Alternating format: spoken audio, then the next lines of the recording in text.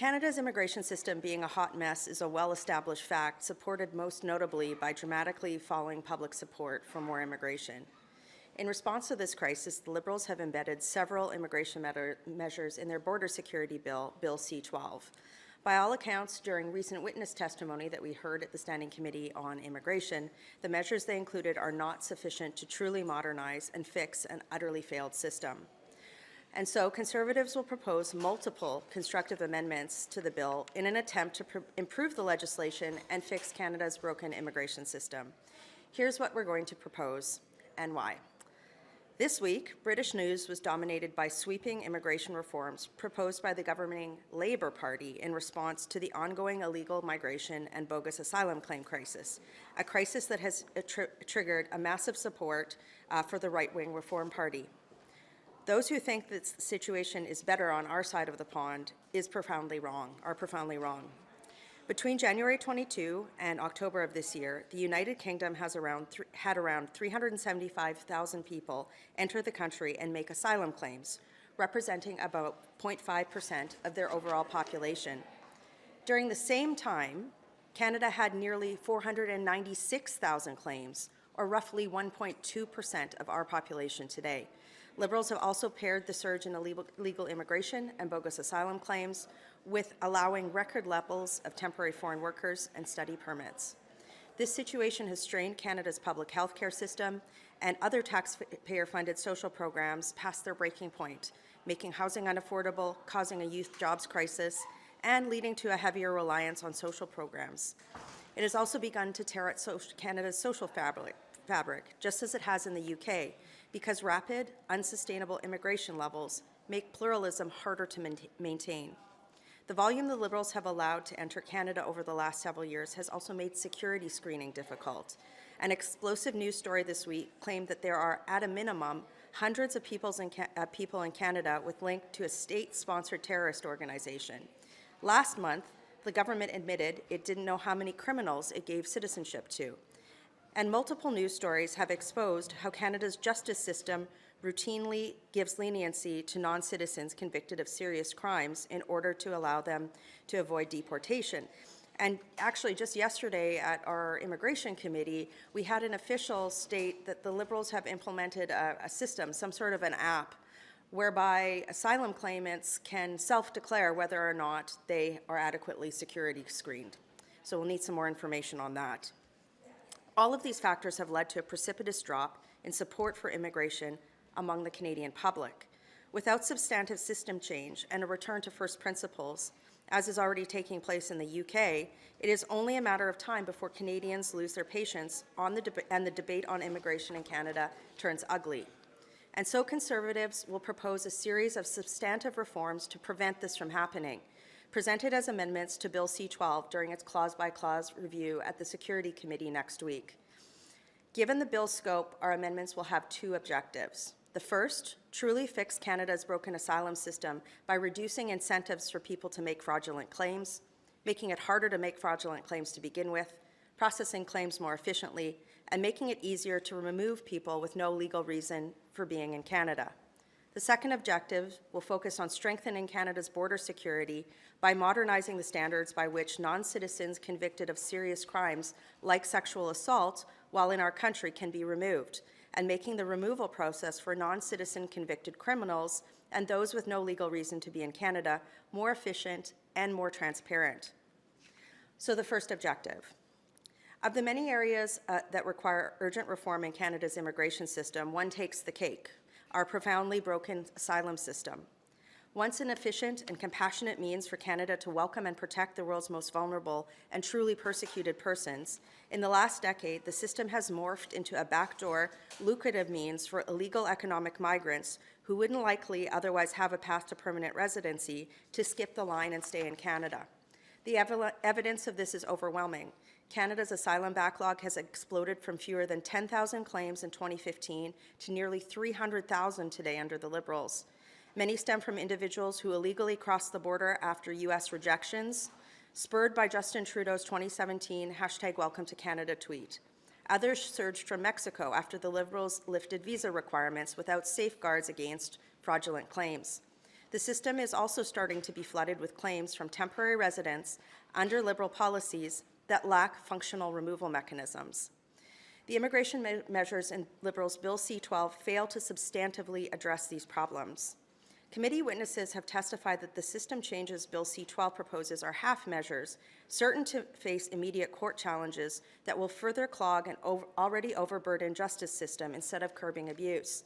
In effect, the Liberals are offloading their illegal migration mess onto strained courts and past the next election cycle. Committee testimony exposed further flaws untouched by Bill C-12. It fails to disincentivize people from coming to Canada to make bogus claims and partake in the generous social benefits rightly afforded to legitimate claimants. For example, rejected asylum claimants whose cases are under appeal, so these are people who have already had their claims rejected and their cases are being appealed, continue to receive full health care, housing, and other social benefits. With appeal delays now exceeding 44 months and federal health care costs for asylum seekers reaching $3.3 billion since 2015, this constitutes a clear abuse of taxpayer money that must be ended. The pedantic and loophole-ridden process for appealing a bogus asylum claim and removing bogus claimants from Canada also begets system abuse and needs reform, which C-12 as written does not provide. The asylum system also urgently requires greater accountability and transparency, an issue that hinders even MPs from seeking basic information. In its main oversight mechanism, the annual report to Parliament is outdated and must be modernized to disclose critical data, including outstanding warrants and compliance with departure orders. The Immigration and Refugee Board, the central decision-making body in the asylum system, requires urgent reform too. Deputy chair positions must reflect current provincial demographics and immigration patterns, while board membership should include law enforcement expertise. The RRB currently faces no real consequences for flawed decisions or persistent backlogs that harm Canadians, and its appointments remain heavily politicized.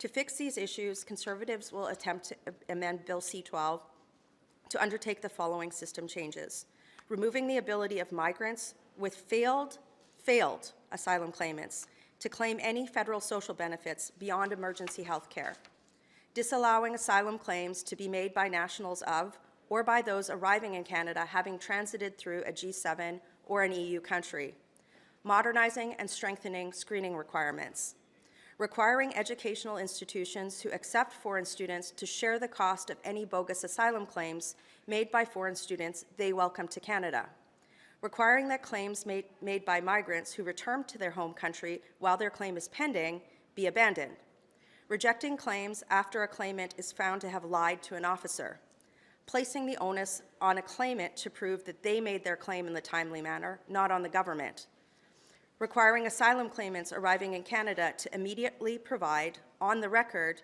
their full grounds for seeking protection, preventing later use of unscrupulous lawyers to game the system, as we've seen many reports of, modernizing the appeals and judicial review processes associated with the asylum system, creating a new, transparent, and clear reporting requirement for the government to disclose the amount of federal benefits received by asylum claimants, modernizing the content of the annual report to Parliament, and modernizing the IRB appointment process to better consider the province's merit-based candidates and reduce the politicization of the review system. On the second objective, strengthening Canada's border security. Bill C-12 purports to strengthen Canada's border security, but it leaves gaping holes open for non-citizens convicted of an indictable offence in Canada, such as sexual assault, to avoid deportation penalties. It does little to prevent human trafficking or modernize the removal process for those who have been determined to have no legal reason to be in Canada.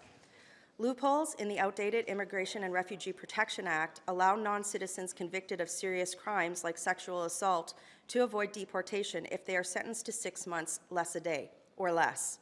And so, over the last year, Canada has seen case after case after case where the justice system provides leniency to non-citizens convicted of serious crime like sexual assault in order to prevent their deportation. And it's worth noting that these are not leniencies given to Canadian citizens.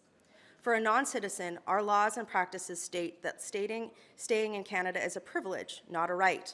Most non-citizens understand this concept overwhelmingly and play by the rules.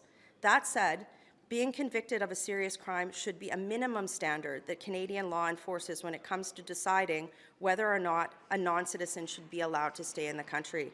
Non-citizens who are convicted of an indictable offense like sexual assault in Canada should face deportation, period.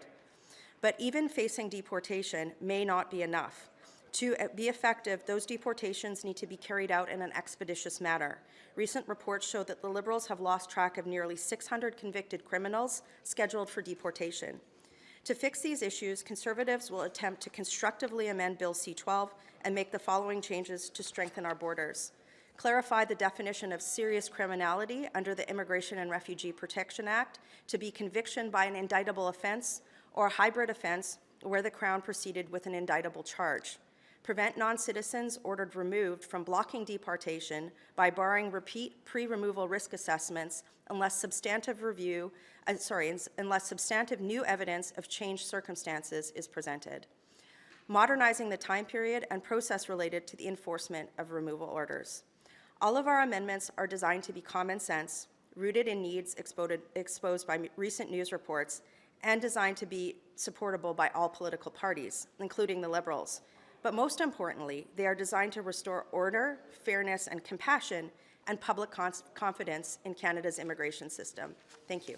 Can I ask you about this One Touch initiative here? I mean, obviously the head of the CBSA's union was raising it. I think he used the word app. They've since corrected it's not an app, but clearly there are questions about the system. You mentioned wanting more answers, but I guess what is your concern about it, and what would you like to see happen? So my colleague Brad Redekop was actually the one who questioned the officials yesterday. I'll welcome him if he wants to say anything. I would just say this, super concerning, especially when paired with the global news story about Hamas operatives being allowed into Canada, specifically one entered as a refugee. We do have immigration officials at committee this afternoon, and we intend to ask them more about this. Do you want to say anything else, Brad? Okay. Just obviously on what you're mentioning today, I know at least the public safety minister has said, both C-12 and C-2 are imperfect bills. I think that is his quote. So do you think that you will get buy-in? Have you talked to your Liberals at the committee? Do you think it's going to be a fight, or do you think that there is some common ground here? Look, I think everybody in Canada, every political stripe, should be deeply concerned with public polling data that shows that Canadians are losing faith in the immigration system. I'm encouraged that in Canada, that debate hasn't devolved towards pointing fingers at immigrants themselves, and nor should it. The finger should be squarely pointed at the Liberal government. And if the Liberals are serious about restoring that public confidence, we've done our job as an opposition. I think that the measures that we've put here, kudos to my team and to Brad. We've put a lot of work into suggesting other policy alternatives that show us to be a government in waiting, frankly. But I certainly hope that the Liberals steal these ideas, because we're right on the precipice in Canada right now, especially if you watch what's happening in the UK, knowing that our numbers are actually, both by percentage and absolute numbers, worse here. Things need to change. So we're going to propose these common sense amendments. They're rooted in testimony, in news stories, and we hope that the Liberals will pass them. So because Quebec governments believe that the federal government doesn't do enough on that front, they are considering right now cutting social assistance to asylum seekers. Do you think other provinces should also take the matter in their own hands?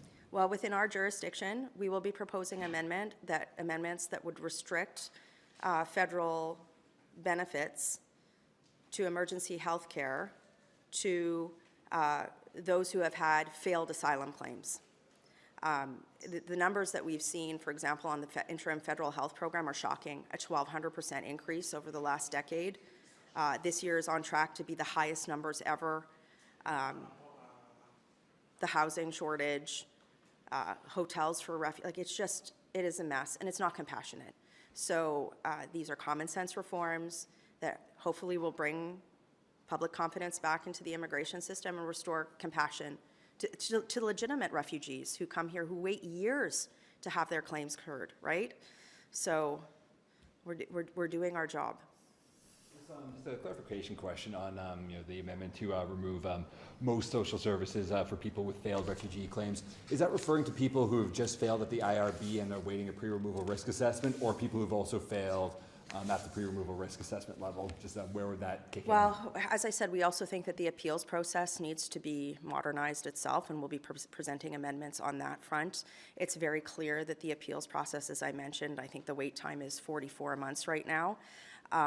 So that is a problem in and of itself that we will be proposing amendments to address. But frankly, I think Canadians want some change in this regard. Canada's system for allowing and accepting asylum claims is pretty generous. So somebody who's failed a review, I think it's fair that the only federal benefits that they receive is emergency health care, and I think a lot of Canadians would agree. And just about a month ago, when the minister was at committee, you raised a lot of concern about the broadness of being able to change, modify, et cetera, immigration documents in matters of the public interest. Why aren't you putting forward any kind of amendment to shore up that definition? Well, it is shocking that the Liberal government has proposed this type of a power. I think back to 2012 when then Immigration Minister Jason Kenney, he put forward some legislation, I believe it was in a budget implementation bill, to address backlogs that the Liberals had amassed during their time in government. And what the Liberals are proposing today, they do go a lot farther. The minister and the officials have to answer claims. They made some claims that said that these powers would only be used in systems in situations of fraud. The officials are going to be appearing before committee this afternoon, and I'll be weighing their testimony closely. Thank you.